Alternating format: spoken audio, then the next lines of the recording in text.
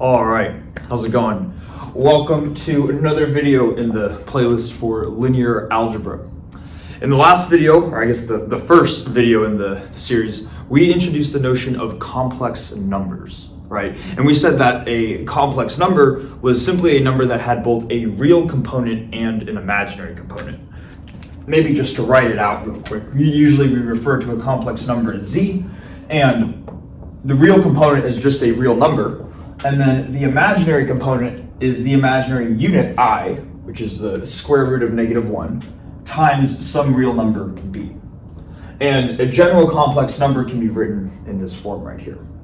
So we introduced what these things called complex numbers are, and we talked a little bit about how we can perform basic arithmetic operations on them, and then we kind of finished the video off by talking about Euler's identity, right, which is kind of the famous e to the I, and if the variable is theta, and we haven't introduced theta as a variable too often yet, but typically this is a common notation for Euler's identity, because when we write e to the I theta as cosine theta plus I sine theta, like this, we typically think of cosine and sine as being functions that take angles as inputs, and theta is often a variable used to denote an angle.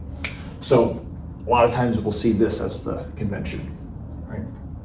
So this is kind of what we talked about in the last video, and now in this video what we want to do is we want to take a slightly different approach in how we think of complex numbers. And when I say a different approach, I don't mean that we're going to be doing something fundamentally different. The math is still going to be the same. But what I want to do in this video is to first introduce how we can visualize complex numbers, to gain a visual intuition for what they look like. And the reason for that is, well, one, because we're going to see that there are a lot of things that can stem from developing a visual intuition for complex numbers.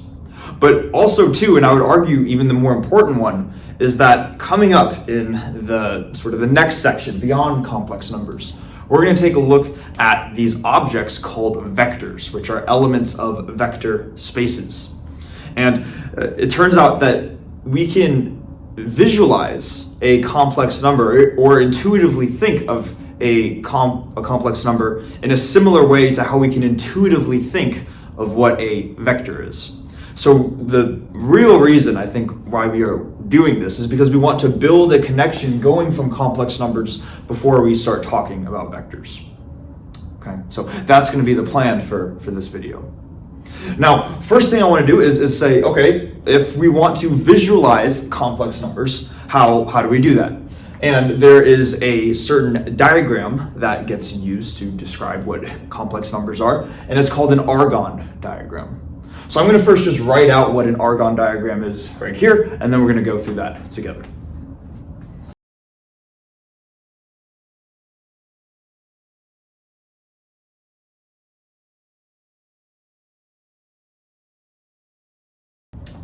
Okay, so have the definition for an Argonne diagram right here.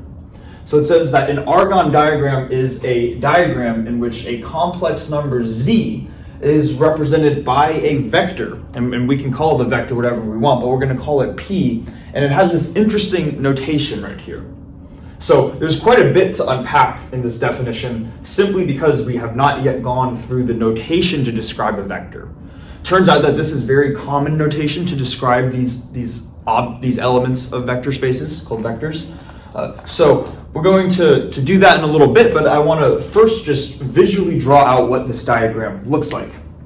So if we have a complex number z, and maybe we can write it as z equals x plus iy, then we can represent this complex number on a diagram that looks something like this. So it is a two-dimensional graph, and typically on the horizontal axis, we're going to have what is called the real component of z. And typically on the vertical axis, we're going to have what is known as the imaginary component of z. So another way of saying this is that this would represent the first half of the number, and this axis would represent the second half of the number. Now, if we wanted to visually draw this complex number z on the diagram, we would say, okay, how large is the real component? And we would say, okay, the real component is x units large. It has a size of x. So maybe this corresponds to x on the horizontal axis or the real axis. Then we just say, okay, what is the corresponding vertical component? And the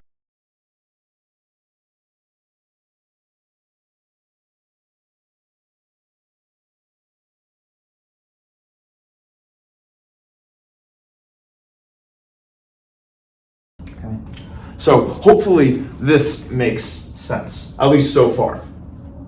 Now, we also said in the later part of the definition that a complex number can be represented by this thing called a vector.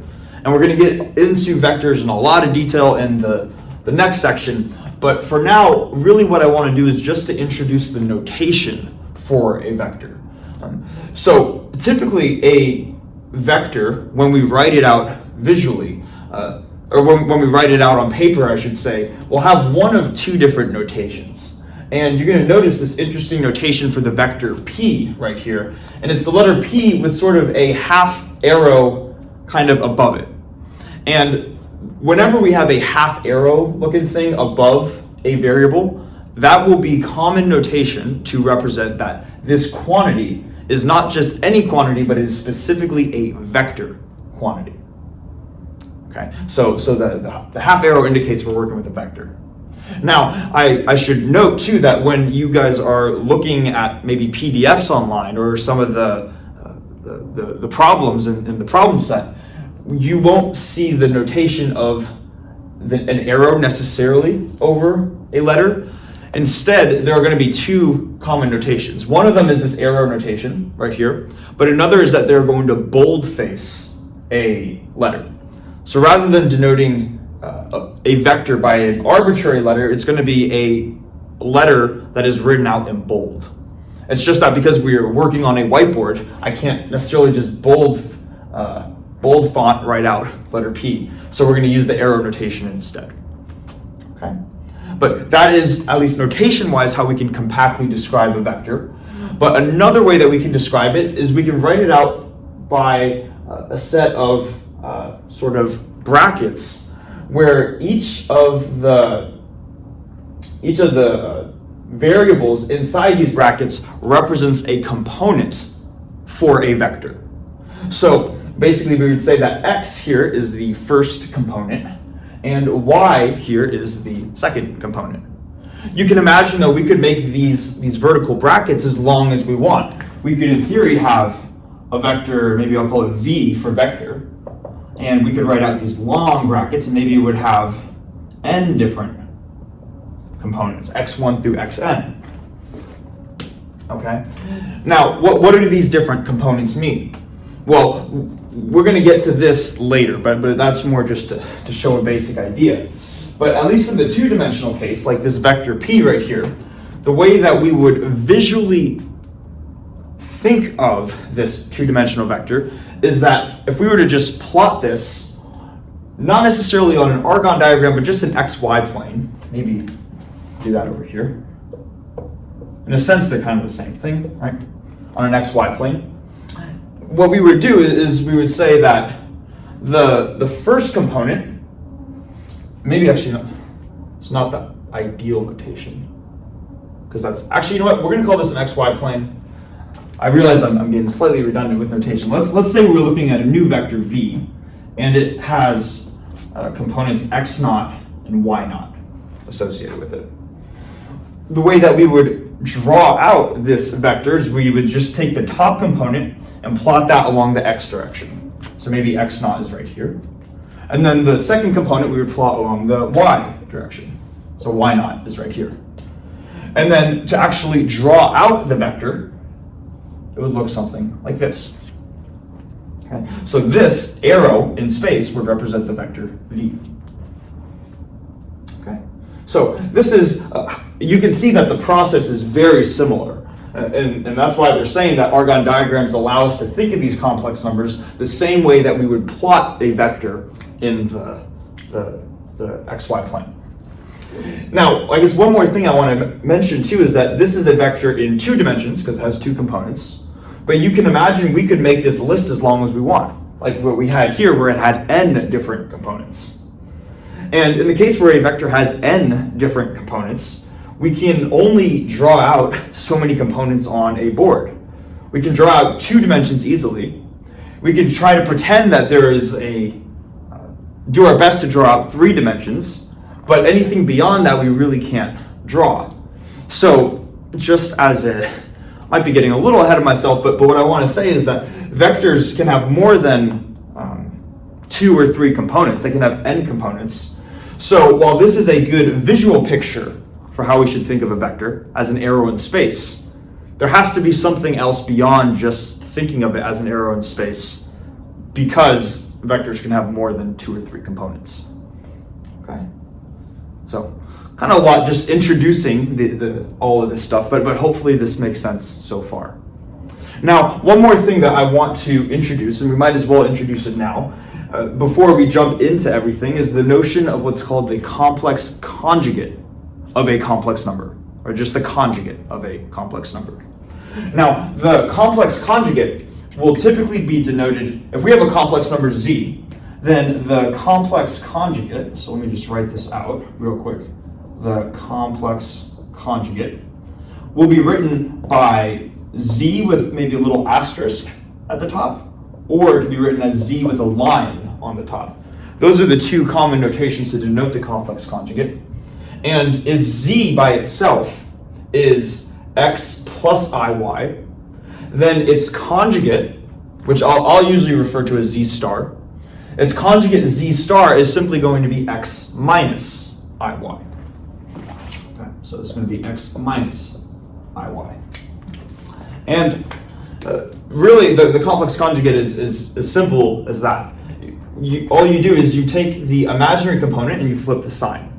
So if this is if this is 6 plus 6i, the conjugate is 6 minus 6i. If the complex number is 3 minus 2i, its conjugate is 3 plus 2i. Okay, so that's what the complex conjugate is, and we're going to see that this idea shows up quite a lot throughout not just this video, but also a lot of the problems in the problem set. And if we were to draw this out on a Argonne diagram right here, hopefully it makes sense that we're not changing the x component. The only thing that is changing is the sign of or we're not changing the real component, I should say. The only thing that's changing is the sign of the imaginary component. So this would still have a horizontal length of x, but now it's just going to have a vertical length of minus y. So if this arrow right here represents z, its conjugate is always going to be a reflection across the real axis. So this would be z star right here. Okay, so kind of just introducing a lot of concepts, and we're going to see that even though there's not, I want to say we're not introducing too much stuff yet, there's a lot of stuff that stems from thinking about complex numbers similarly to how we think about vectors in 2-dimensional space. The first thing that we're really going to talk about is we're going to say, all right, if we can think of a complex number as an arrow in 2-dimensional space, one way of thinking of 2-dimensional space is in Cartesian coordinates, kind of the standard xy coordinate system. But hopefully we've learned at some point that Cartesian coordinates are not the only way to parameterize, I guess, or write out variables to describe a 2-dimensional space. Besides Cartesian coordinates, there's also a notion of polar coordinates. And it turns out that if we think of complex numbers not just as objects written in Cartesian coordinates, but also in polar coordinates, that has a lot of interesting properties as well. So what I'm going to do now is I'm going to erase the board for the most part, and then we're going to introduce sort of the polar coordinate equivalent notation to describe a complex number.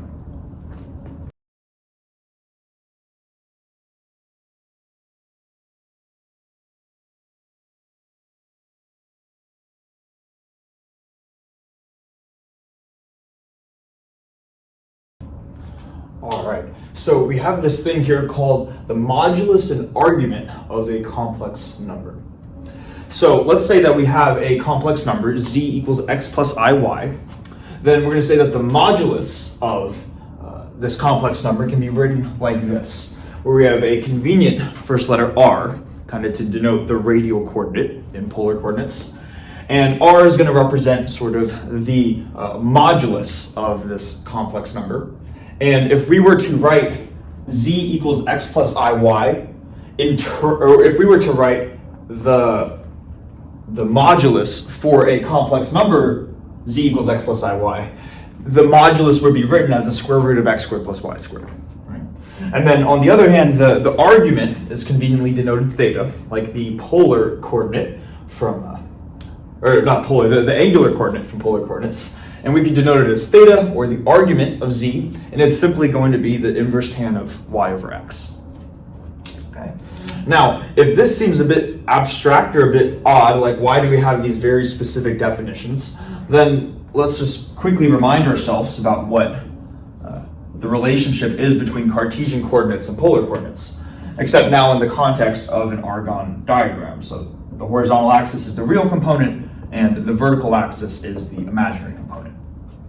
So if we were to draw out a complex number, it might look like this, with an x component, with a real component, I should say x, and a imaginary component y. I guess y times I, but the length is y, right? So that way this would be z equals x plus iy.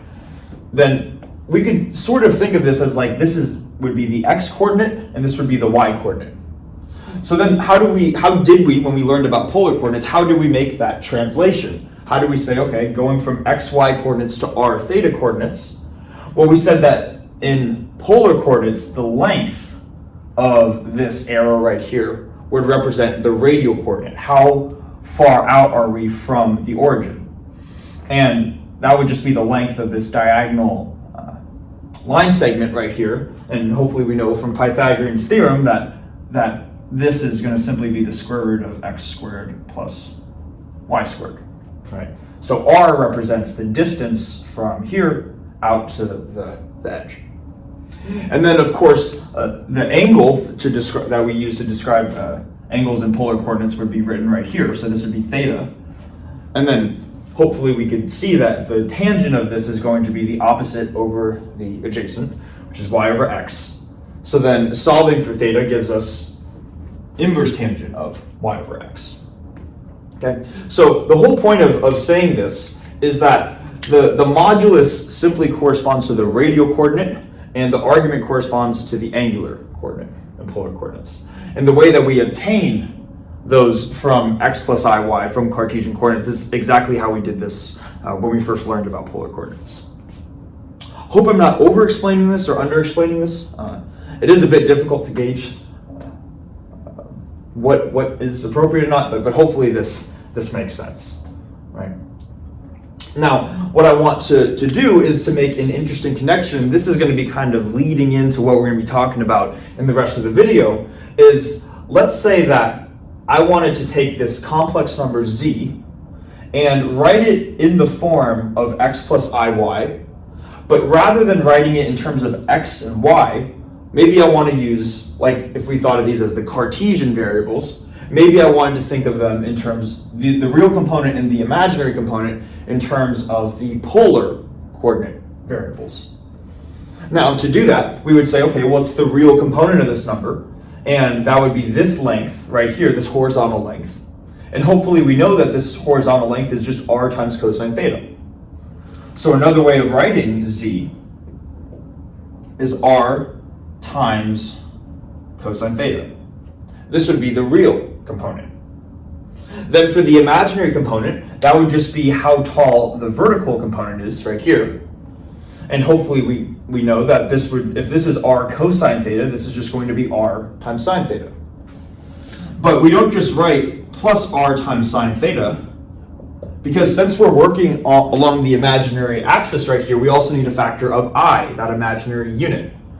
So this is going to be r cosine theta plus I times r sine theta. Now, if we distribute out a factor of r from each of the two terms, we're going to get r of cosine theta plus I sine theta, like this. But then once we get to this point for the complex number, hopefully we remember that Euler's identity, where cosine theta plus I sine theta, that's another way of just writing e raised to the I times theta. So we can compactly write this complex number z as r times e to the I theta, like this. And this form of writing a complex number is known as the modulus argument form of a complex number. So in other words, we can always write a complex number of the form x plus iy, a real component plus an imaginary component. But we can also write it in this additional form, this modulus argument form, where it is a real number r times this complex exponential function, e times I, or e raised to the I times theta. Okay? So this form of a complex number, this is completely equivalent to this, just using different variables to represent it. And we're going to be using this a lot in the rest of the video. Okay? Now, one more thing that is worth mentioning. When we were to write a complex number as x plus I times y, right? The real numbers to represent x and y are inherently going to be unique. Every vector has a single x component and a single corresponding y component. And that was something that was, I guess, a feature of Cartesian coordinates. But now that we are working with polar coordinates, hopefully we remember that we can reach the same number on a, I guess, polar diagram or whatever they call it, if we make whatever this angle is theta and we add 2 pi radians to this. So this could be theta. If we go around a full circle, this is theta plus 2 pi, theta plus 4 pi, theta plus 6 pi, and any integer multiple of 2 pi will get us back to this point if we add or subtract 2 pi to this angle right here. So now it seems like there is what's called a degeneracy, or there are multiple possible values of theta that correspond to the same arrow on this Argonne diagram. So just for context, typically if we want to make sure that we only have one value of r and one value of theta, we'll take the value of theta that ranges in between negative pi and pi. And of course you could have larger values, but you'd simply, if larger or smaller values, but if you have a value of theta that lies outside the negative pi to pi range, then you just add or subtract integer multiples of 2 pi until you get within the negative pi to pi range. Hopefully it's a lot of words, but hopefully it's like the same idea from when first learning about polar coordinates, that we're going to restrict, typically, in order to keep a single value for theta, we're going to say that theta needs to be in between negative pi and pi. Like this. Okay? Just make sure. Yeah. All right. So now that we have introduced this new form, the modulus argument form of a complex number, we're going to start using that to prove a bunch of interesting statements about complex numbers. So I'm going to erase the board and then we're going to do that next.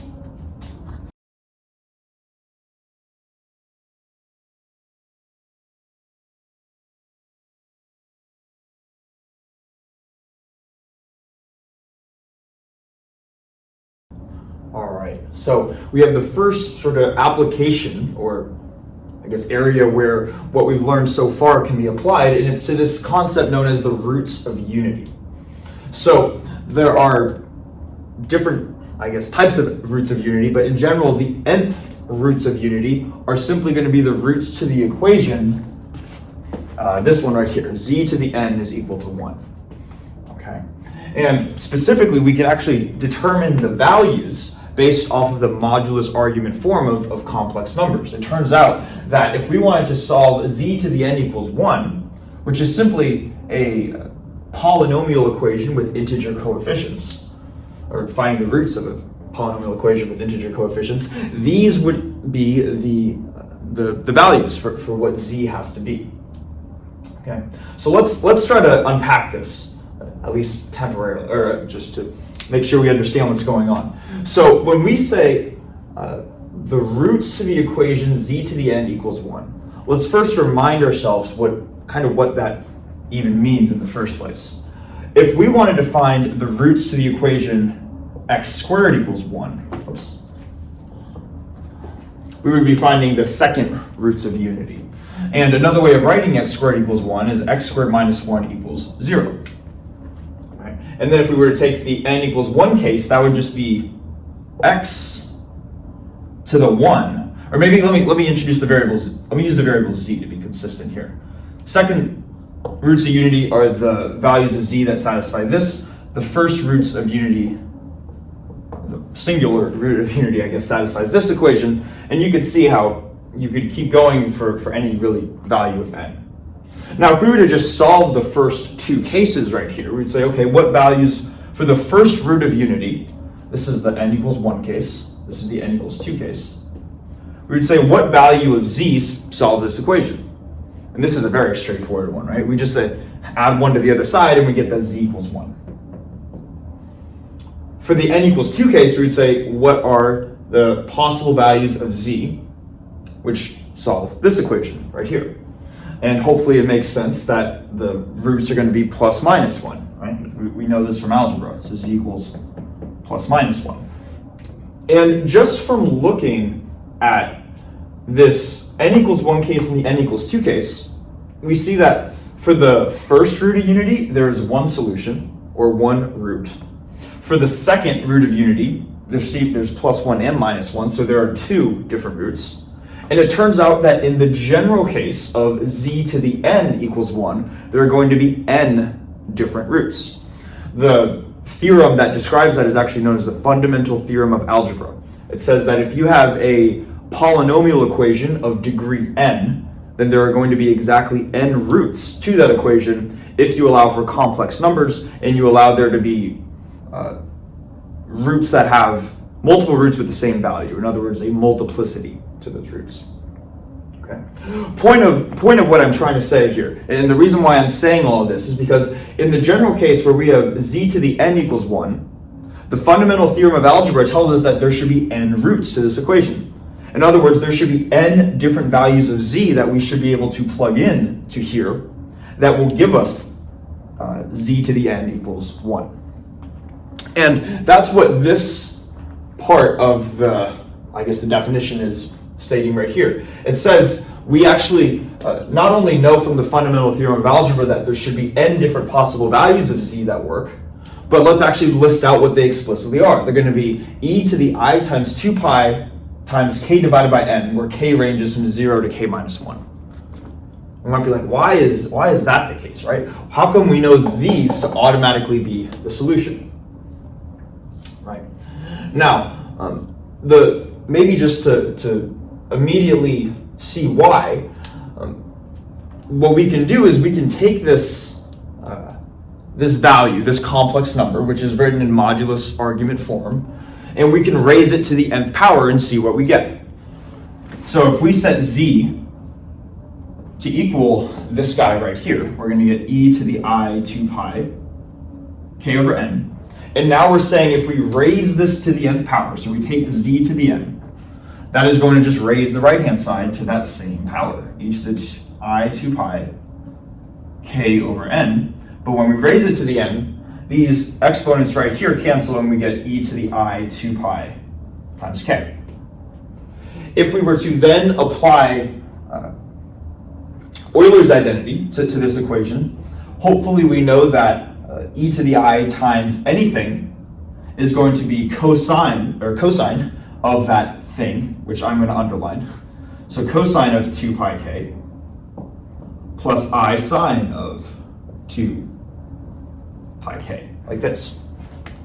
Right? So just applying Euler's identity from the last video. And then it's just a matter of simplifying what each of these terms are, right? We know that sine of any integer multiple of 2 pi is going to be 0. We know that from our trig identities, right? And then cosine of any integer multiple of 2 pi is going to be the number 1. So this is just going to equal 1. 1 plus 0, or 1. And what we still have the same left-hand side, so we have z to the n equals 1. So this is at least just the basic idea to show how we can guarantee that the roots of unity are going to be these possible values right here. Now, just to be clear too, what we're actually doing is we are plugging in e to the I 2 pi 0 divided by n, then 1 divided by n, then 2 divided by n. And we're going to go all the way up through k minus 1. And, oh, this should not be k minus 1. It should be m minus 1, I believe, right? Yes. Yes. I'm mixing up my variables. I do apologize for that. Because there should be n different roots, right? So there are, going from 1 to m minus 1 is n minus 1. But then the nth one is 0. We could, in theory, also just start counting from 1 and go 1 all the way up through n. But if we were to do that, and we were to just plug in n in for k, we get e to the I 2 pi, and that's the exact same thing as 0. So it would loop back around. Basically, what we are trying to say is that that these are going to be the n different distinct or unique values, complex numbers that satisfy this equation right here, okay? And these n different values are known as the roots of unity. It's kind of an interesting little thing. It was something that I did not hear about, at least when I was first taking linear algebra, because it wasn't super important to the subject by itself, but it's still very interesting nonetheless. What I want to do now is quickly just go through a claim that can be made once we understand that these n different values for these different values of k, once we understand that these are the roots of unity, there are certain statements that we can make. We're just going to go through one in this video, so let me write that out right now.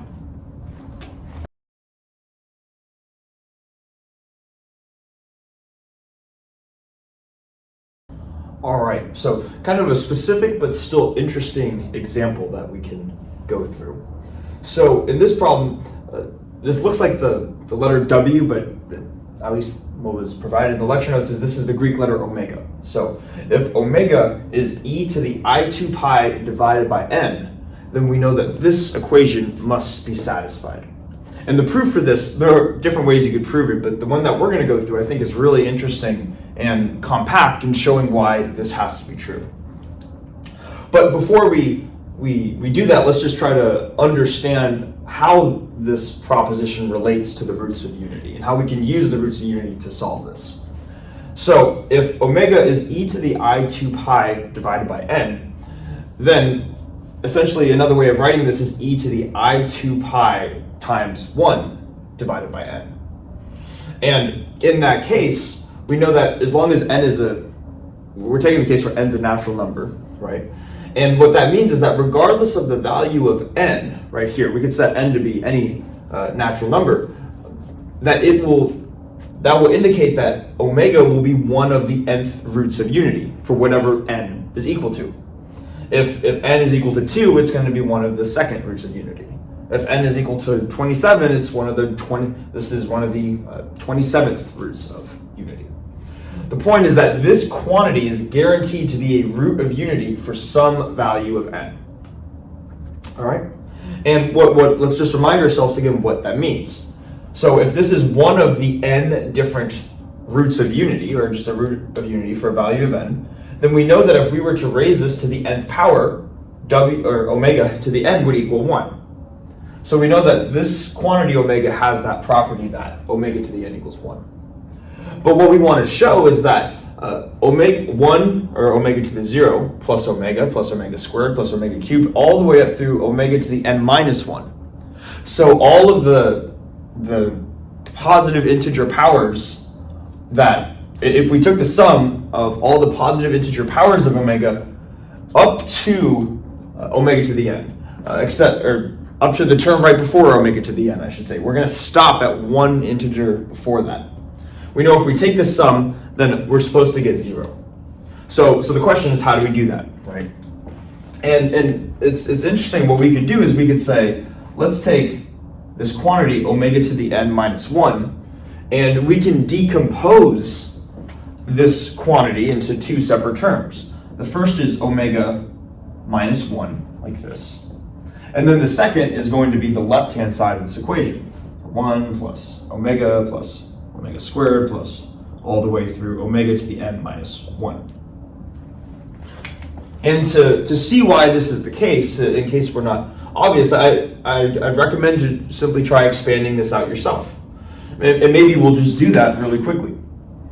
If we were to plug in omega into every term in the larger set of parentheses, we would get omega plus omega squared plus omega cubed plus all the way through omega to the n. And then if we multiplied the minus 1 into each of these terms, we'd have minus 1 minus omega squared minus all the way through omega to the n minus 1. And when we do that, we're going to notice that there are going to be positive powers of omega up to omega to the n, but maybe the term right before this is omega to the n minus 1. And then there are also going to be negative powers of those same things. So everything up until this final term right here is going to cancel with all of these terms right here. And what we're left over with is omega to the n minus 1. Point of me doing that, of course, is simply to say that this left-hand side can be decomposed into this product right here. Now, why is that useful? Well, what we can do is we can divide omega minus 1, this term in the smaller set of parentheses, over to the other side. And when we do that, we're going to get that this right-hand side right here is going to equal omega to the n minus 1 over omega minus 1. So just doing some simple algebra. Now, we know that omega is not going to equal 1 because this is what omega is. And it's not going to equal 1. And because of that means that this denominator is not going to blow up and go to 0. It's going to be some non-zero value. We say, okay, all right, so the denominator doesn't go to 0, that's good. But what do we know about omega? We know that if omega is one of the nth roots of unity for whatever value of n we choose, this quantity, omega to the n, must equal 1, based off of how omega was defined originally in the proposition. So another way of writing the numerator is just 1 minus 1, or 0. And 0 divided by anything non-zero is 0. So what we're left with is that this whole thing equals 0, which is what we were trying to show right here. Right. So kind of an interesting little proof, or an interesting statement that we can make, and it's oddly specific, but still the idea is just to show how we can use the roots of unity to solve different types of problems. Okay. So hopefully that makes sense. What we're going to do now is we're going to keep going through more uses of how we can write out a complex number in modulus argument form.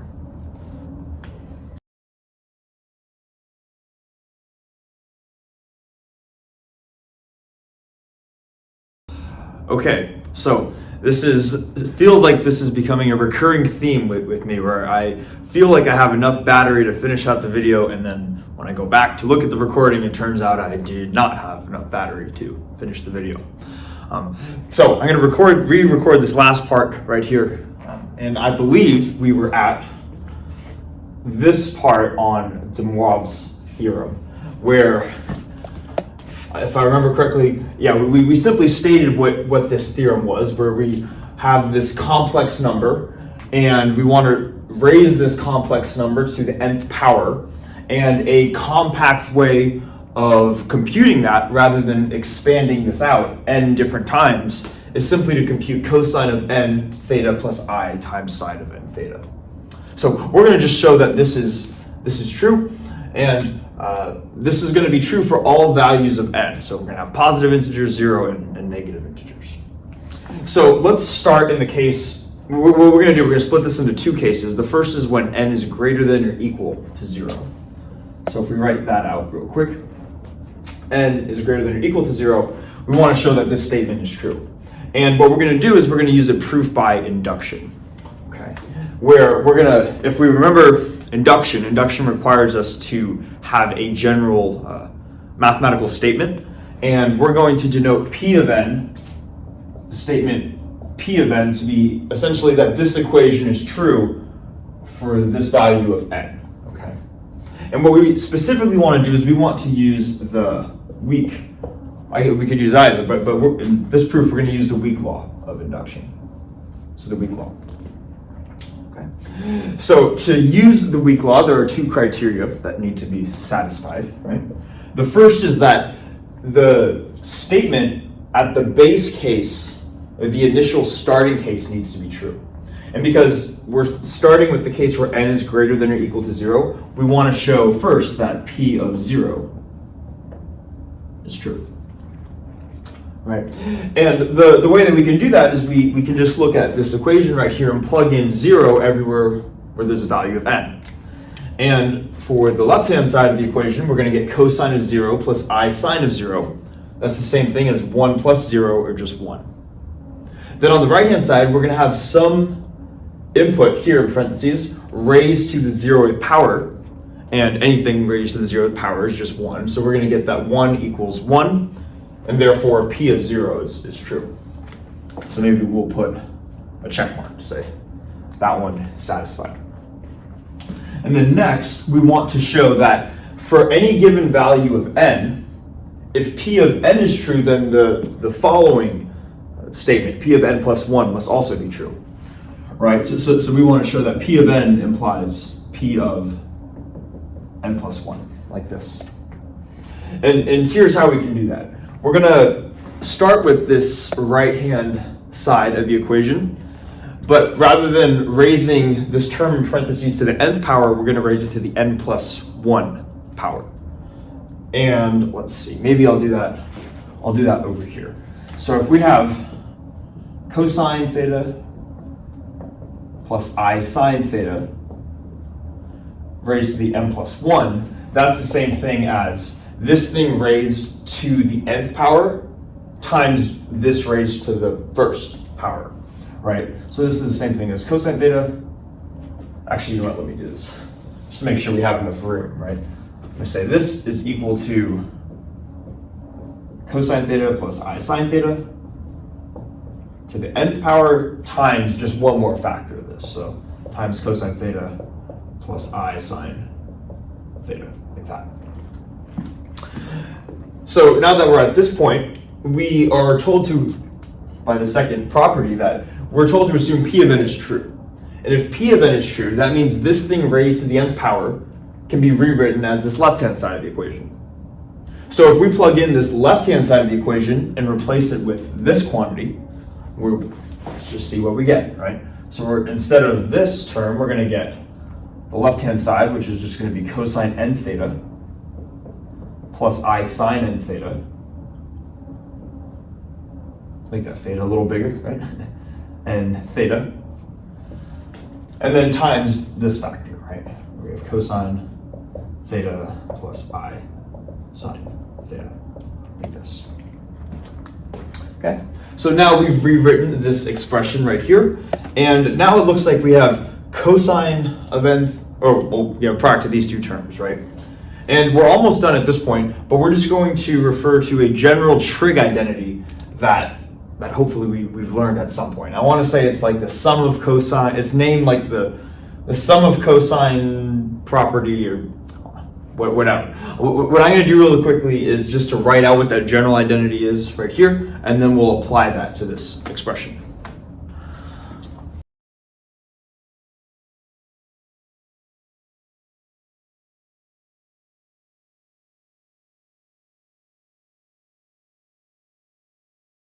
Okay, so these are the general identities that we're going to use, and I'm just going to probably go through them in words, so we're not wasting too much time writing. But if we notice, if we were to take this product right here, we would have, if we took this term times this term, we're going to get cosine n theta times cosine theta. And then if we took this term times this term, we're going to get I squared sine n theta sine theta. If you combine those together, another way of saying that is cosine n theta cosine theta, and then I squared is a minus, so minus sine n theta sine theta. That looks identical to this structure that we have right here. So from taking this product plus this product, we're going to get the cosine of the sum of the inputs, so n theta plus theta. So from those first two terms, this thing, and maybe I'll make sure that we know what the left-hand side is. We're saying that this equals this equals this. So the left-hand side is going to be cosine of theta plus I sine theta raised to the m plus 1. And from those first two terms, like we just said, that's going to give us cosine of n plus 1 theta. And then we just got to look at the other two terms in the product. So the terms, the imaginary terms, right? So we have, if we take this term times this term, we're going to get I sine theta cosine n theta. And then if we take this term times this term, we're going to get I sine n theta cosine theta. If you notice, that is going to follow this structure right here. Only thing we want to do is we want to make sure we factor out the I from both of those terms. So we're going to have a factor of I, and then we're basically going to get this structure down here. So this is going to be sine of n plus 1 times theta. And now we're essentially done, right? Because what we started with as an assumption was that P of n was true, which allowed us to go from this line to this line. And from that, we showed that eventually this thing to the m plus 1 is equal to cosine times n plus 1 times theta plus I sine times of n plus 1 times theta. So therefore, P of n implies P of n plus 1, making this, or de Moivre's theorem, true, at least for all values of n greater than or equal to 0. Now, we still want to prove the less than 0 case, because this is, in fact, going to be true for all integers, not just the non-negative ones. So what I'm going to do, because I think we're out of room here, right, is I'm going to just erase the board, and then we'll just prove the n is less than 0 case down here. Okay, now to prove the negative n case. And I personally really like this part of the proof because we really use the results that we used in the greater than or equal to 0 case to help establish this part. Okay. So first thing that we're going to do is we're going to introduce a new variable m, and we're going to set m to equal the negative of this value n. And because n is strictly less than 0, that means n needs to be strictly greater than 0, or needs to be a positive number. And that's really useful for us because we've already proven that this theorem is true for positive values right here, here, and here for n. So what we can do is we can say, we already know that, let's see, that cosine of theta plus I sine theta raised to some positive power should equal, I'm going to set it to be m, should equal cosine of m theta plus I sine of m theta, like this. Now what we're going to do is we are simply going to take the negative of both sides, negative 1. Or another way of writing this is 1 over this quantity. So we can take this, and now we have this expression right here. Okay. This is another way of saying, of course, cosine theta plus I sine theta raised to just the n power, but we're using it m instead of n so we can work with positive exponents rather than negative exponents. Now, the way that we can manipulate this is we can take this quantity, this is just a complex number, right? It's a real term plus plus an imaginary term, and we're going to take this quantity and multiply it by its complex conjugate. So let's remind ourselves, or we're going to multiply it by its complex conjugate in both the numerator and the denominator. So to remind ourselves of how that works, we're going to have this term still, 1 over cosine m theta plus I sine m theta. And then if we multiply by the complex conjugate for both the numerator and the denominator, we're going to get cosine m theta minus I sine m theta.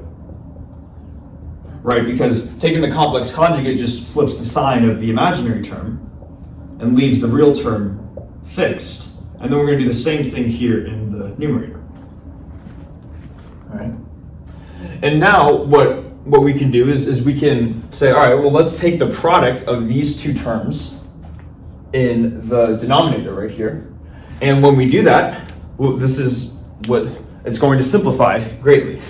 So we're going to get cosine squared of m theta minus I sine m theta cosine m theta plus I sine m theta cosine m theta. So the second and third terms in this expansion cancel. And then finally, minus I squared sine squared m theta.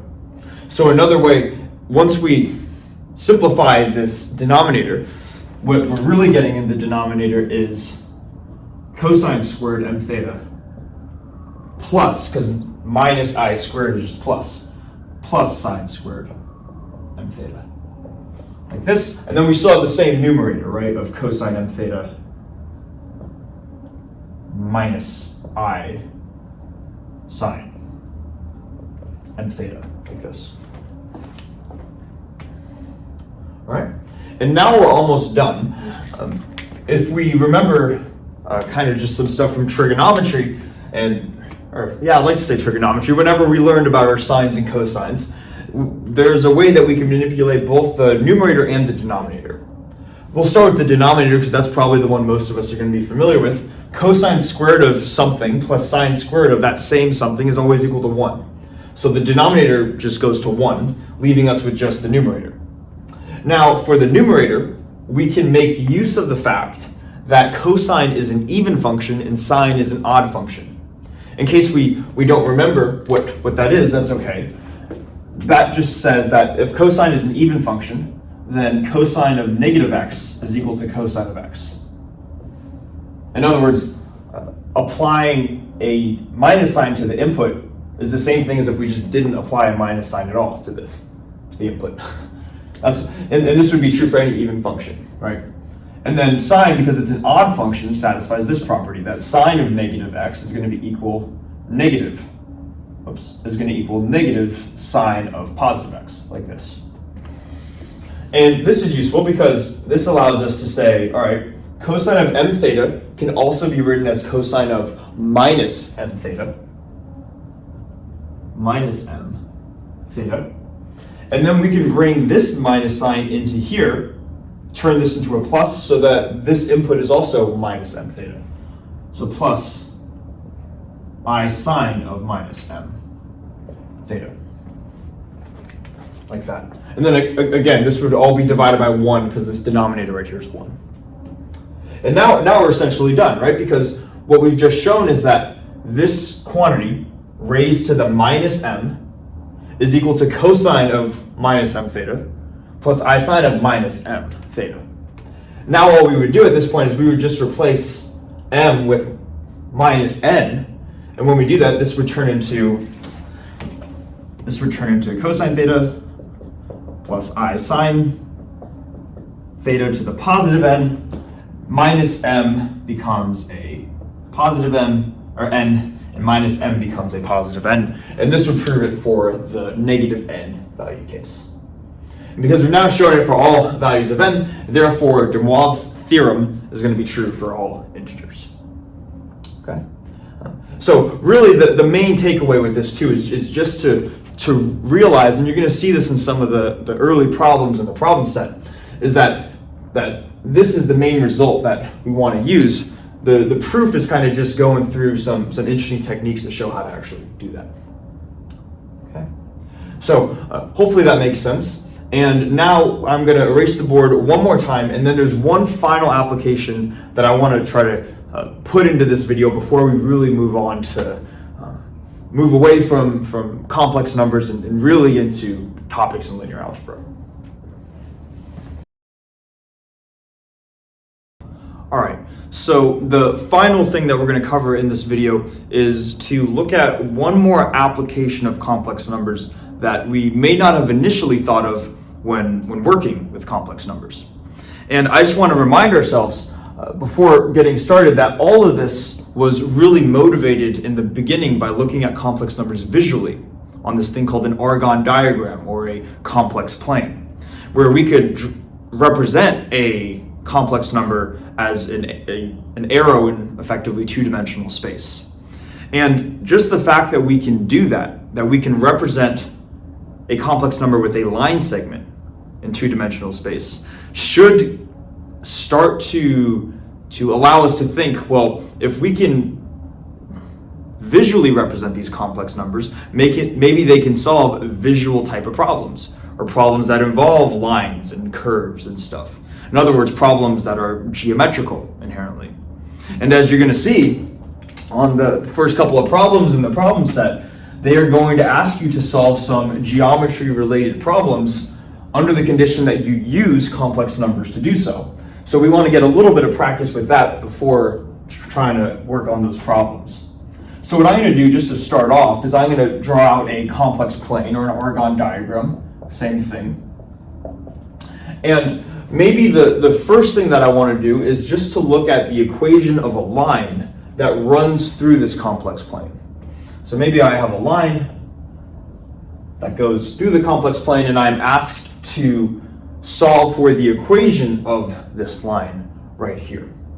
And maybe to sort of mirror some of the stuff that we're introduced to in introductory algebra, a lot of times in introductory algebra where they tell us to find the equation of a line that passes through a certain intercept, which in our case is going to be some complex number. Maybe I'll call that z naught.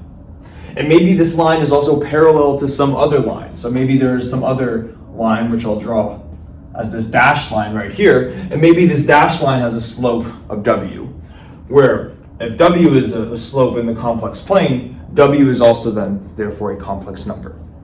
So far we have that both z naught and w are complex. And maybe we want to find the equation of this line, the solid line right here. And to do this, I want to mirror, in a sense, the approach that we took in introductory algebra. And just to see some of the similarities, but also to see how when we generalize this to complex numbers and not just real numbers, that there are some additional properties of complex numbers that we can use. And those properties are going to be useful beyond just these types of problems. But I would like to try to mirror it as much as possible. So if we were asked to find the line, or the equation of a line, a typical first step would be to write out this famous slope-intercept equation, right? This y equals mx plus b. And in our case, rather than having y, our vertical axis is an imaginary component. So our y, in this case, is going to be replaced with a complex number z. Now, I just want to mirror the rest of the components. If we wanted to find the slope of this line, we know that this solid line is parallel to another line with a complex slope w. So I'm going to replace m with w. Then x is the variable that represents the horizontal axis. But now that we're working in the complex plane, that corresponds to the real component of z. So we can still denote x as x, but rather than thinking of it as a complex number, because it has to lie along this real axis, we can say that x must be strictly a real number and not an arbitrary complex number. So we have z equals wx, and then of course plus this notion of a y-intercept, right? Which in this case we called z naught. So plus z naught. Now in theory, you could say we're done, and you can make the argument that we're done. And you would be right in saying that. But one, that's not very useful, because we should know how to do this. And two, I think you're going to see when you get to the problems in the problem set that this will not be the most ideal form to write an equation of a line in. So instead, what I want to do is to perform some more manipulations that not only are going to be useful for some of the problems in the problem set, but to show some additional techniques. So what I'm going to do is I'm going to solve for this real number x. And when I do that, maybe I'll write that down here. I'm going to get x equals z minus z naught divided by the slope w. So that's what x equals. And now what I want to do is I want to take the complex conjugate of both sides. And this will get practice just taking the complex conjugate. the left side should be straightforward. You just apply the star to it. But how do we take the complex conjugate of the right-hand side when it has multiple terms and fractions involved? And it turns out that if we want to take the complex conjugate of the right-hand side, that's simply a matter of just taking the complex conjugate of each term individually. So x star then is going to equal z star minus z naught star divided by w star. Right? So we have these two equations for x and x star. Now, something else to keep in mind, and partially why I want to do this, is because x is a real number, another way of writing a real number is, rather than saying x equals a plus ib, a real number has no imaginary component, right? So the only way that can be true is if b is equal to 0. So that's how we can write a real number in complex form. But if we were to take the complex conjugate, in other words, if we were to look for x star, that would just flip the sign on the imaginary component. But whether we are adding 0 or subtracting 0, that does not make a difference. And it turns out that for real numbers, every real number is equal to its complex conjugate because it has inherently no imaginary component.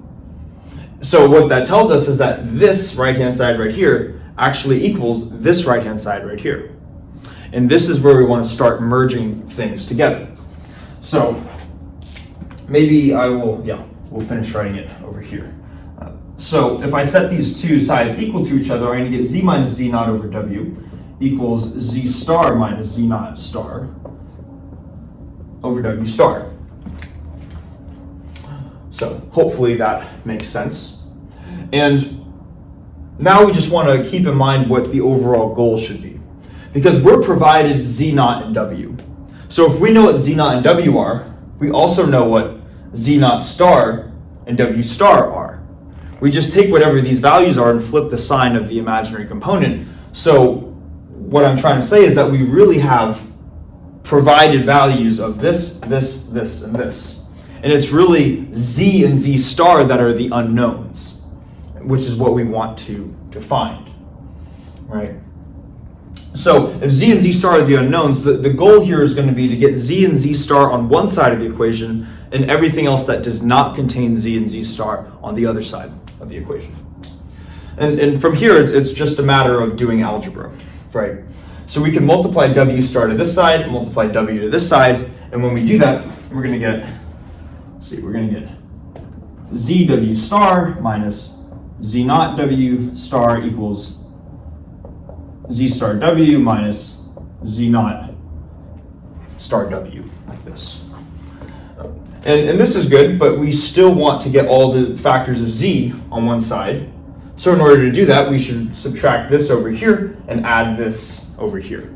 And when we do that, and I'll write the final thing out maybe over here just to make sure I'm not running out of room, we're going to have zw star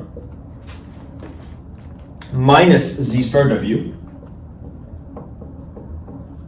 and then equals z naught w star minus z naught star w. No, I'm going back and forth a lot, right? Minus z naught star w.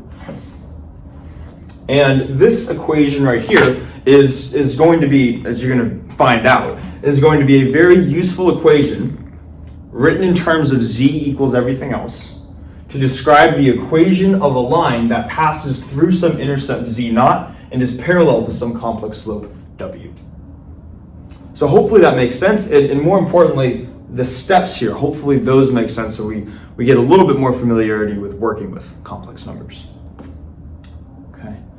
Now, last thing that I want to do is I'm going to erase this, and we've just described the equation of a line, but I also want to talk about the equation of a circle, because circles are going to show up on the problem set. Specifically, these things called Apollonius circles. I don't know if I should have spoiled that or not, because they do not explicitly state Apollonius circles, but you will see complex circles is what I guess I want to say somewhere in the problem set. So we want to make sure we cover those as well.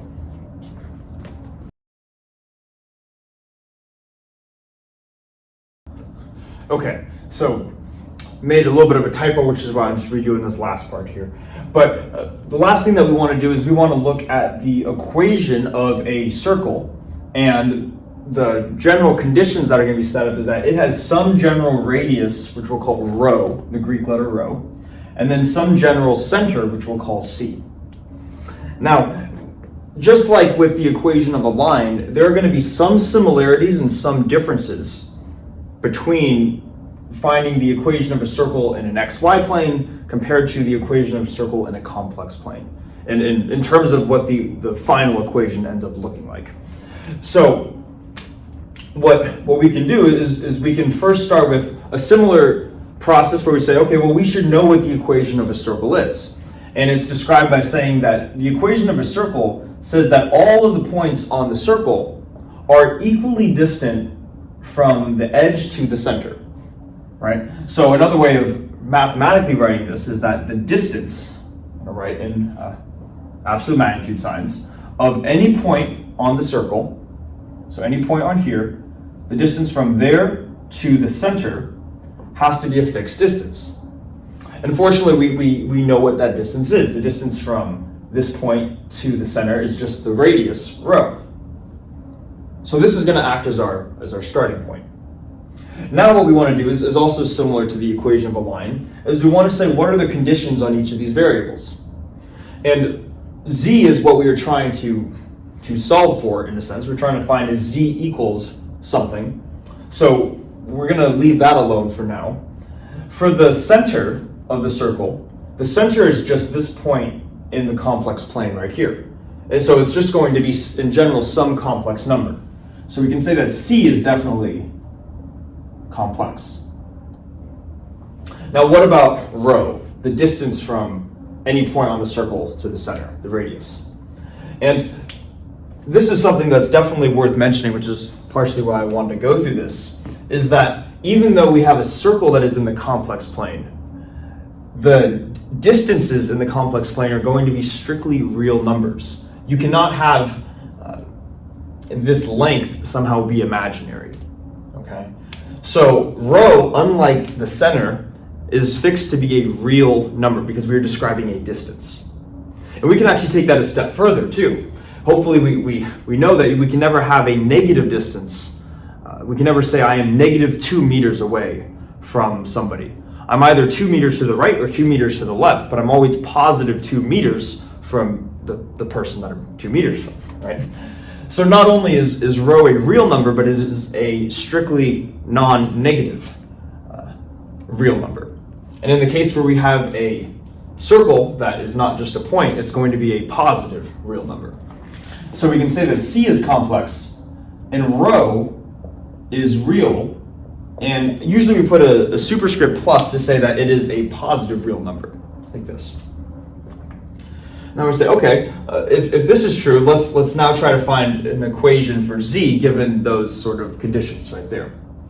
And the first thing that we can do is we can take the square of both sides, and that won't affect anything, right? Now, this quantity right here, we have z minus c. Z is a complex number, somewhere on the circle, and c is a complex number. So z minus c, this overall quantity, is a complex number. So we are taking the absolute magnitude squared of a complex number. So like, all right, sure. But there's an important property that can be expressed from the absolute magnitude squared of a complex number. And to see what that is, I want to go through a quick side tangent over here. Let's say that we have a complex number z and it's equal to x plus iy. And maybe we want to find what absolute magnitude of z squared is. Or again, the absolute magnitude of z, that's just the modulus, or I guess the length of what z would be if we were to draw it in the Argonne diagram. And hopefully we know that the absolute magnitude of z by itself, so what we mentioned in the very beginning of this video, is the square root of x squared plus y squared, right? So in other words, the absolute magnitude squared just gets rid of the square root sign. So the absolute magnitude squared of z is just x squared plus y squared. might be saying, okay, but I don't get your point, right? And I would say, hold on, we are almost there, because it turns out that using the complex conjugate, and this is going to show up a lot, that we can rewrite the absolute magnitude of z quantities squared in terms of a product involving the complex conjugate. And it turns out that the absolute magnitude of z squared, and this is true for any complex number, is equal to that complex number multiplied by its complex conjugate. And here's why. It's not very difficult to show. So z is x plus iy, and then the complex conjugate of z is just x minus iy. So expanding it out, we're going to get x times x minus ixy plus ixy, and then minus I squared y squared. Tongue twister, right? These middle two terms are going to cancel. And then negative I squared is minus negative 1, or just positive 1, and this gives us x squared plus y squared, which is exactly what the absolute magnitude squared is. Okay, so this relation right here will show up a lot. If we want to take the absolute magnitude squared of a complex number, that is the same thing as just taking that complex number times its conjugate. And usually this is a little bit more straightforward to calculate than trying to draw it out graphically in an Oregon diagram. Okay. So we're going to use that property right here, because we have some complex number, absolute magnitude squared. So another way of writing this is just going to be z minus c times the complex conjugate of z minus c. And we already said that we can take the complex conjugate of this by just taking the complex conjugate of each of the components. So it's going to look like this, and that's going to equal rho squared. And then it's just a matter of expanding this out, right? So we're going to get z times z star minus z times c star minus z star times c plus c times c star, and that's still going to equal rho squared on the right-hand side. Okay, and like last time, we want to get all the z's and the z stars on one side, and out of each of these four terms, 3 of them contain a z or a z star. So really the only one that we want to move over to the other side is the c star term. Okay, and this is what we're going to get. So first, z times z star, we said that is the same thing as absolute magnitude of z squared. So I'm just going to rewrite this one more time. So absolute magnitude of z squared minus z times z star minus z star times c equals rho squared minus the absolute magnitude of c squared. Because same idea, right? Absolute magnitude of c squared is c times c star, just using this property right here. And this thing that I boxed over here is the equation to describe a circle in the complex plane which has a general radius rho and a general center c. And you're gonna see that this is gonna show up quite a lot. And this is probably one of the more useful forms to write the equation. Okay, hopefully that makes sense. Now, I know we covered a lot in this video, and this video is kind of just trying to take as many applications that we could in a relatively condensed period of time. But the main takeaway, just to quickly summarize, is that visually we can represent a complex number like a vector, a two-dimensional vector, or a vector in two-dimensional space. Okay, and we are going to use that as kind of the starting point for next video, where we really jump into linear algebra topics. So I am very excited for that, and I hope you guys are as well. So yeah, thanks for watching, and I'll see you in the next one.